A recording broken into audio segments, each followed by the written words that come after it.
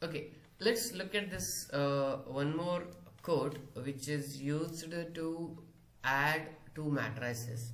And here what is done is, like, you have two for loops, like one loop inside loop, another loop, that is nested for loops you have. So now what we should be doing here is, again we will be follow the same procedure. When your for loop starting counts, the steps or execution will not happen. Even the frequency, it's just a callback, so we'll just take it 0 and total number of steps are 0.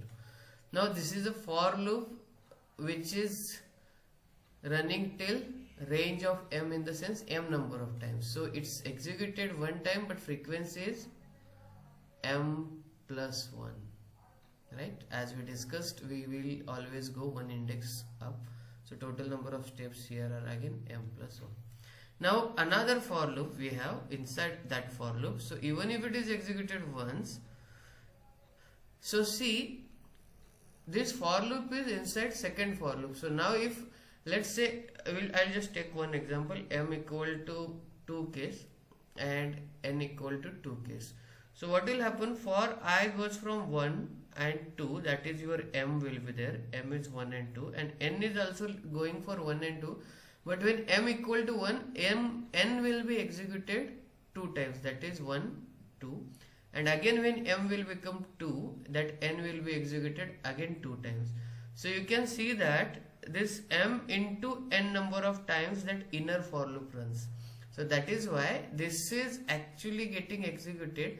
When you come inside this for loop, the inside part will be executed m number of times. Whatever m we have here, those many m number of times, that inside part will be executed. Now this for loop will go for n plus 1 times, right? So that is how this will look. So it is m into n plus 1. So I'll be writing the multiplication as mn plus m. So the number of steps for this for loop is n. Now once you come inside this for loop, again this will be n times and this m times, so m into n times.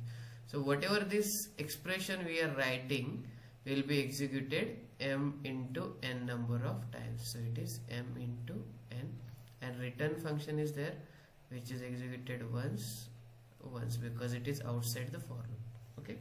So now this is also 1. So now total number of steps for this case, you can see that it's m plus m is 2m, mn plus mn are 2mn, and 1 plus 1 are 2. So I'll write 2 common there directly, or I'll write separately 2mn plus 2m plus 1, which is equal to, plus 2, which is equal to 2 times mn plus m plus 1. So this is how you can just do it for nested for loop. And let's have one more example in this video only, that is for your recursion.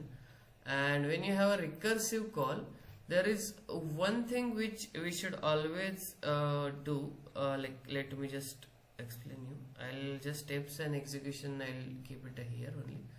I'll take for frequency, we will divide it into 2 different parts, because whenever recursion comes, recursion will have base case and a recursive loop. So recursion will be again having, let's say now we are going for this one. So now for frequency you will have 2 cases, n equal to 0 case and n greater than 0 case. So this is one case. For total number of steps also I will be having same thing, n equal to 0 and n greater than 0. Okay, so let's go ahead now. This is define some function 0. So 0, 0, 0 and 0. What about total number of steps? If it is under n, a frequency of n equal to 0, steps into multiplied by frequency, that will go again for total step n equal to 0. If it is n greater than 0, one of these will be executed, right? Either your base case of the recursion will be executed or your recursive loop will be executed. So we'll just go one after the other. So now when you are into base case, this if function is there, it is executed once, and this is executed only for which case n is less than or equal to 0. So I'll make this case as n is less than or equal to 0, not instead of n equal to 0. n is less than or equal to 0 case it will execute it. So this is executed once, so I'll write 1 and this step is 1. Now returning again 1, 1 and 1 because this will return only for n is less than or equal to 0 case. Now when it comes to else, that is executed once, but it is now not n is less than or equal to 0, it is for n greater than 0. So that time this case initially was 0, but now it is not executing here. So we are going to execute it for n greater than 0.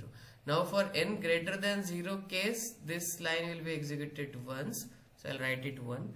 Now when you are returning this, what will happen? Like I'll just write it once here because you are returning this function under if loop. But this if loop will fall under this category n greater than 0, and n less than 0 is also again, let's come as a 0. Now when you are returning this thing, what you are doing, you are again calling that function back. It is a recursive call. So we don't know like how much time it will take to execute, right? So I'll write one variable x here. Okay. So now let's sum all those things because all these steps will be executed because every recursive function will execute its base case once. So that is 2, and here x plus 1. So I could write like this 3 plus x. And now what is x in this case? What is x in this case? I'll just zoom it out a little bit so that I can write here only. So now in this case, x is equal to time required to execute one recursive call. So you can see, or you can just say not one recursive call, a recursive function, because one recursive call, then this will be going for n number of times. Okay, n greater than 0. That is why just a recursive call only I'll write. Time required to execute recursive call. So I will write x equal to t, and what was our function? List sum, right? T list sum for n number of times. So x is your time required to execute a recursive function. Now you can see that how this recursion works. Like when you return the list sum function, it will again go to that function. So that is your first recursive call, then second recursive call. Same way it will go till all recursive calls. That is your t r sum, like t list sum, not r sum, list sum. That is your time required to execute this t list sum. And now after that you will enter into the base case. So once you get the base case, so time required to execute the base case is already we got. So that is why 2 plus x plus 1, that is 3 plus x. And what is x? We should specifically specify, because for recursion we can't say like how much time it will take because it is having stack operation also. We can just use start time and end time and just take the difference we'll get. But if you want to show it with respect to steps, you should specify one variable which is showing that a time required to execute that recursive call.